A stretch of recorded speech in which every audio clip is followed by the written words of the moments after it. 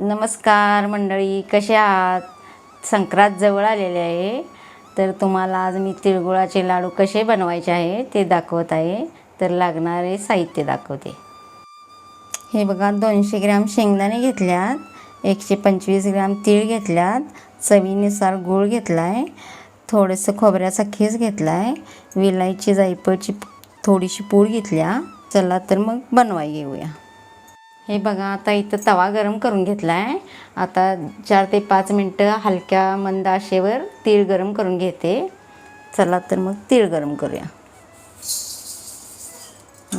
हे असे एकसारखं मंद गॅस करून तीळ गरम भाजून घ्यायचे, एकसारखं हलवून घ्यायचं, म्हणजे खाली करपत नाही ते, मग त्याला खुसखुशीतपणा येतो तिळाला.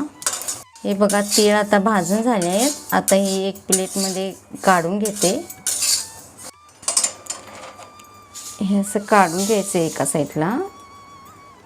हे आता शेंगदाणे भाजून घेते लालसर होईपर्यंत. हे मीडियम गॅस करून 4 ते 5 मिनटं शेंगदाणे लालसर होईपर्यंत भाजून घ्यायचे, मग ते खुसखुशीत होतात शेंगदाणे. ह्याला थोडे थोडे डाग पडले आणि लालसरपणा आला की आणि चटचट आवाज आला की शेंगदाणे भाजले म्हणायचे. पण त्याला एकसारखे हलवत राहायचं, म्हणजे खाली करपलं जात नाही ते.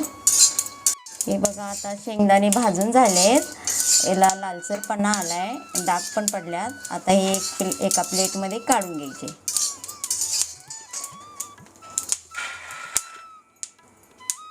हे बघा, शेंगदाणे आणि गूळ मिक्सरला बारीक करून घेते.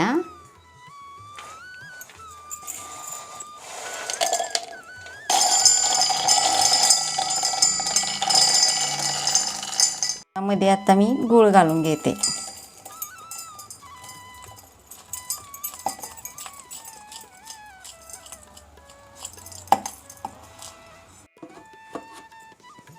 हे आता मिक्सर लावून घेते.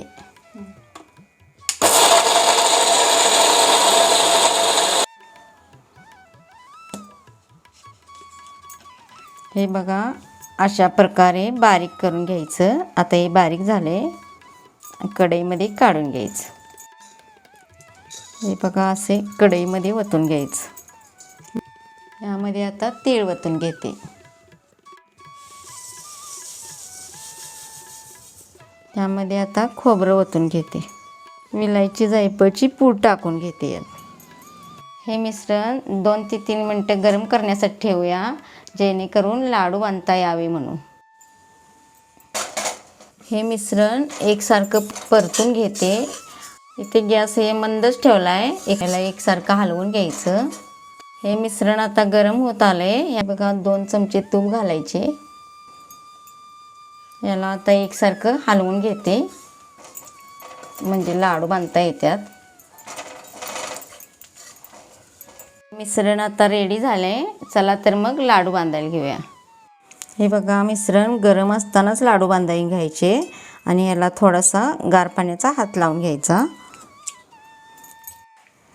एका हाताने असे मुठीत बसेल तेवढं घ्यायचं मिश्रण आणि असं दुसऱ्या हाताने त्याला दाब द्यायचा. आपल्याला केवढा पाहिजे तेवढा लाडू बांधायचा, लहान साईजचा, मोठ्या साईजचा. लई पण जास्त दाब द्यायचा नाही. फुटोनी लाडू असा बांधायचा हलक्या हाताने. असा हलक्या हाताने बांधलं की लाडू लगेच तयार होतो. हा बघा, लगेच लाडू तयार झाला आहे. हा लाडू किती छान तयार झाला आहे बघा.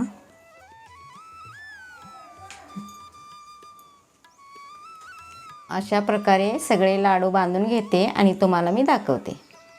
हे बघा मंडळी, तिळगुळाचे लाडू तयार झालेले आहेत. हे बिनपाकाचे लाडू आहेत.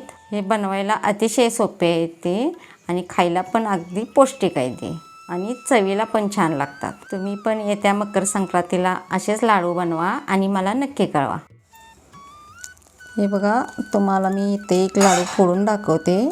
किती छान झाला आहे, मऊ बघा. जर मंडळी माझी रेसिपी आवडली असेल तर लाईक करा, शेअर करा, कमेंट करायला विसरू नका. तुमच्या प्रतिक्रिया मला नक्की कळवा. जर चॅनलवर नवीन असाल तर सबस्क्राईब करा.